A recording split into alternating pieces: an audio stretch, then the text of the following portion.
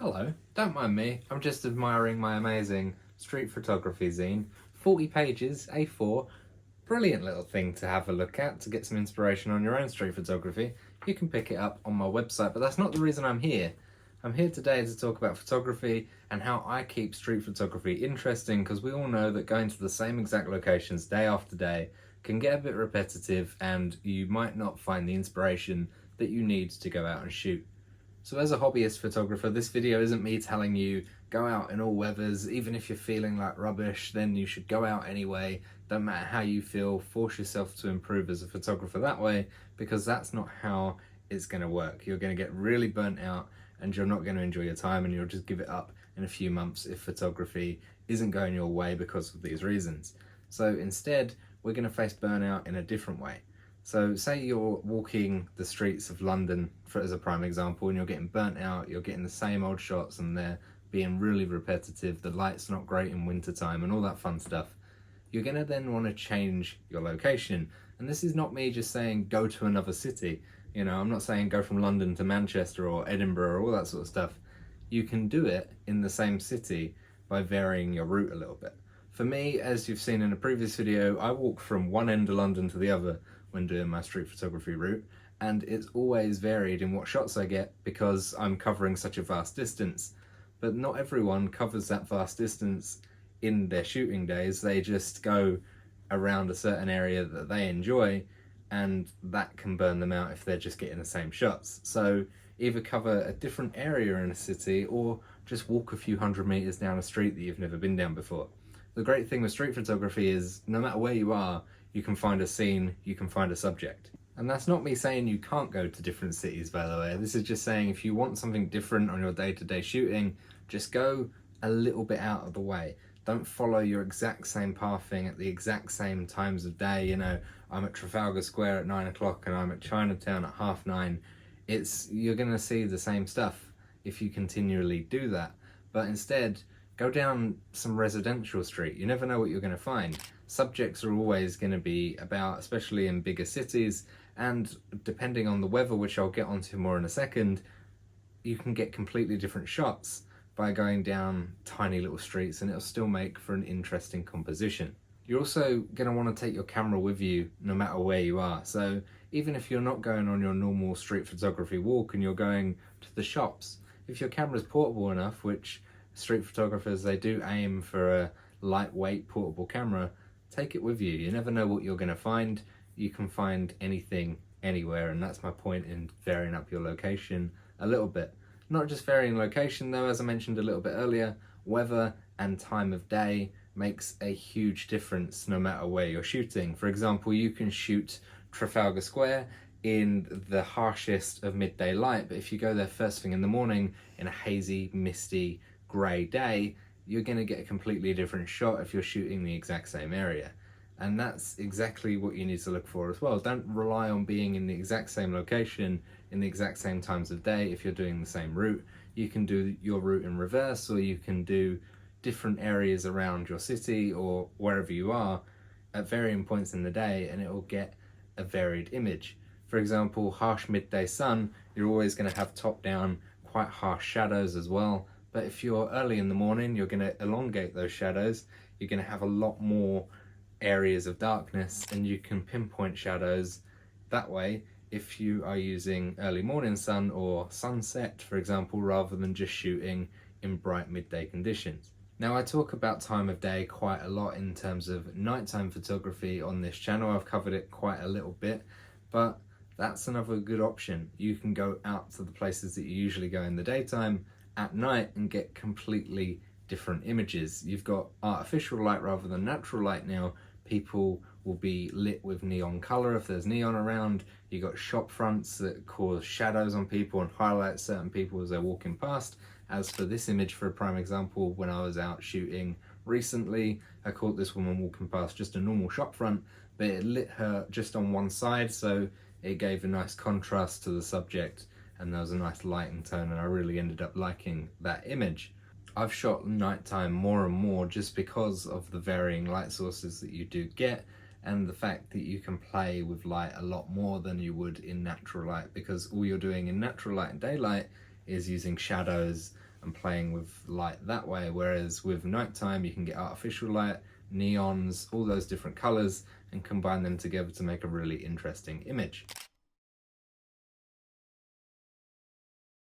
Weather is another interesting one. You've got light, you've got time of day, but weather is also going to make a massive impact. You know, people are going to be wearing different things to if there's a heat wave to if it's really pouring down with rain and freezing cold outside.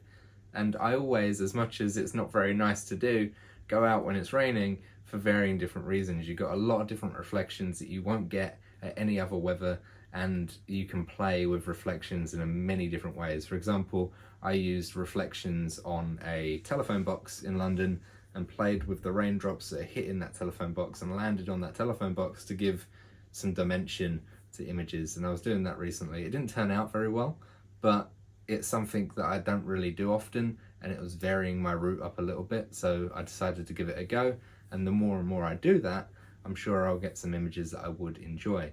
Changing all those things can create varying images, but what if you're going around day to day and the weather isn't changing much? You know, you've exhausted all of the times of day that you can shoot in, and you've gone to varying different streets and you still can't find anything. Then think about changing things on your camera.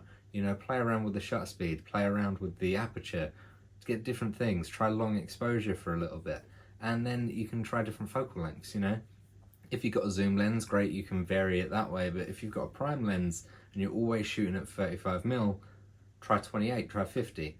You know, there's different shots you can fit more in, you can try more portrait work. It's just something that can get you out doing different things and still doing some street photography work that way. And then you can see, you know, you might find a new favorite focal length. You might find that 50 is perfect for you, whereas I prefer 28 and wider scenes. I also like to set myself challenges when I'm out on the street, you know, especially when I'm traveling in new locations. I'll try and set myself a challenge that I wouldn't really think of.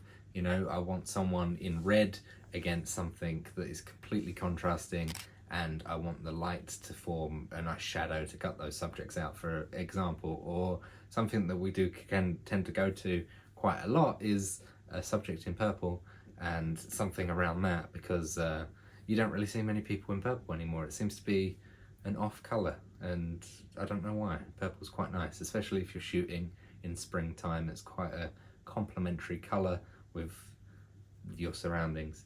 But try set yourself challenges, you know. I want something geometric, I want something with shadow, I want something, you know, someone looking really miserable that looks like they're late for the train or something like that. Anything like that can be interesting, and then you really work towards that, and when you get that image you feel accomplished. Now, you might not get that image, but don't be disheartened. Set yourself multiple challenges throughout the day and work towards just one of them, and then when you get one of them, it's a little victory. And then from there you can always look at events near you. For example, it was Lunar New Year very recently, and I went into Chinatown to take some photos, and it was absolutely manic, but I still got images that I really like, and they're not really images that I usually take photos of. Like I've said before, I focus on the whole scene, whereas because it was so busy, I was focusing on the subject and pretty much nothing else. But some of the images that I got, like this one, was really cool. Everyone in the background looked quite interested in what was going on. You got the lion dancer, full frame, right in the center, and it created quite a good image, and I was quite happy with it. You can also look online for varying different events. You know, you can have different areas holding, you know, bake sales or flower festivals or something like that. Everywhere's got something going on, and it doesn't have to be, you know, 2 minutes away from where you are. You can look in advance and plan to go somewhere different, and then from there you've done the event, but you can also explore a new area. Now, I'm not saying you have to drive, but driving to new locations is a lot easier sometimes than taking the train. You have the freedom to just go to the next town over from where you live, for example, and find something completely different. So I can drive from East London to West London and get a completely different area, completely different subjects, completely different buildings, architecture and all that, and combine it to something that I've never seen before. And lastly, I just want to mention something that is quite important. You don't want to set your expectations too high. don't go out with the thought process that you're going to get the world's best shot. You're not going to get a Magnum photo, for example, and don't think that you're going to get more than one image. For example, I go out on a day-to-day, and if I get one image that I even remotely like, I consider that a win. Sometimes you don't even get that, but that is just the way it goes. You do need to get out, and the more you shoot, the more images you're going to get that you like, and the more you do it, the more you're going to improve. But at the same time, don't set yourself too high of a standard that you're going to walk down the street and get the world's perfect image, because everything's subjective. You might like something that everyone else doesn't, but as long as you like something, that's all that matters.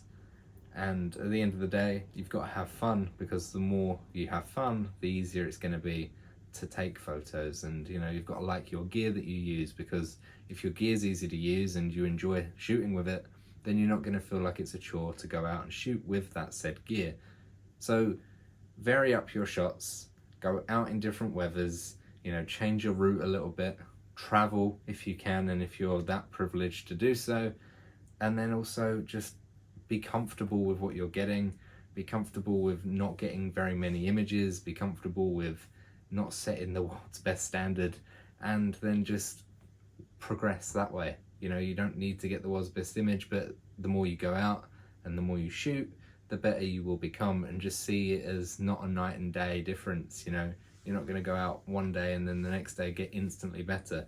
It takes time, and the more you do it, the better you will get. But that's all I need to say. You know, you need to vary it up that way and work through the burnout. And don't feel afraid to take a little break if you want to skip a week or 2 weeks of going out. No one's going to shoot you for it, but the more you go out, the better you will get, and the process, just trust the process. But thank you so much for watching. If you did enjoy the video, likes always appreciated, subscribe to the channel, follow me on Instagram, look at my zine. You know, you might want a digital copy, you might want a printed copy. They're both available, and they're really, really good. Anyway, I'll see you in the next one. Bye-bye.